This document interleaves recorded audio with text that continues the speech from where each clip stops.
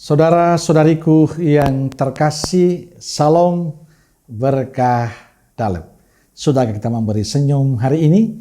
Jumat 26 Januari 2024. Gereja memperingati Santo Timoteus dan Titus, Uskup.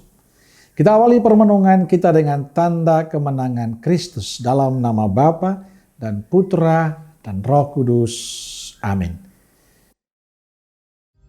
Kemudian daripada itu Tuhan menunjuk 70 murid yang lain. Lalu mengutus mereka berdua-dua mendahuluinya ke setiap kota dan tempat yang hendak dikunjunginya. Katanya kepada mereka, "Tuaian memang banyak, tetapi pekerja sedikit. Karena itu mintalah kepada Tuan yang empunya tuaian, supaya ia mengirimkan pekerja-pekerja untuk tuaian itu. Pergilah, sesungguhnya aku mengutus kamu seperti anak domba ke tengah-tengah serigala. Janganlah membawa pundi-pundi, atau bekal, atau kasut, dan janganlah memberi salam kepada siapapun selama dalam perjalanan. Kalau kamu memasuki suatu rumah, katakanlah lebih dahulu, damai sejahtera bagi rumah ini. Dan jikalau di situ ada orang yang layak menerima damai sejahtera, maka salammu itu akan tinggal atasnya. Tetapi jika tidak, salammu itu kembali kepadamu. Tinggallah dalam rumah itu, makan dan minumlah apa yang diberikan orang kepadamu, sebab seorang pekerja patut mendapat upahnya. Janganlah berpindah-pindah rumah. Dan jikalau kamu masuk ke dalam sebuah kota, dan kamu diterima di situ, makanlah apa yang dihidangkan kepadamu, dan sembuhkanlah orang-orang sakit yang ada di situ, dan katakanlah kepada mereka, kerajaan Allah sudah dekat padamu." Saudaraku yang dikasihi Tuhan, bacaan Injil hari ini tentang Yesus menunjuk 70 murid, lalu mengutus mereka berdua-dua mendahuluinya ke setiap kota dan tempat yang hendak dikunjunginya. Dari cerita Injil kita mendapatkan jawaban bahwa panggilan itu adalah melulu kehendak Allah.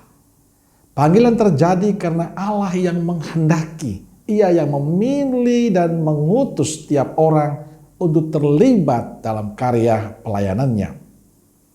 Saat Allah memilih 70 murid dan mengutus mereka pergi berdua-dua, para murid mentaati perutusan itu. Mereka tidak bertanya saya dengan siapa atau mengatakan saya tidak suka dengan orang ini atau orang itu. Saya lebih cocok dengan ini atau itu. Tapi mereka pergi sesuai yang dikehendaki Allah. Mereka menjalani panggilan dan perutusan itu sesuai rencana dan kehendak Allah. Bukan rencana dan kehendak mereka. Bukan keinginan kemauan mereka. Tapi kemauan Allah. Saudaraku yang dikasihi Tuhan, panggilan untuk melayani Tuhan adalah anugerah dari Allah bagi kita. Allah yang merencanakan semuanya itu. Karena itu setiap kita yang dipanggil dalam pelayanan hendaknya memiliki sikap siap sedia, sikap rela tanpa paksa. Panggilan melayani Tuhan menuntut kesediaan diri untuk melayani seturut kehendak Allah, bukan kehendak diri kita.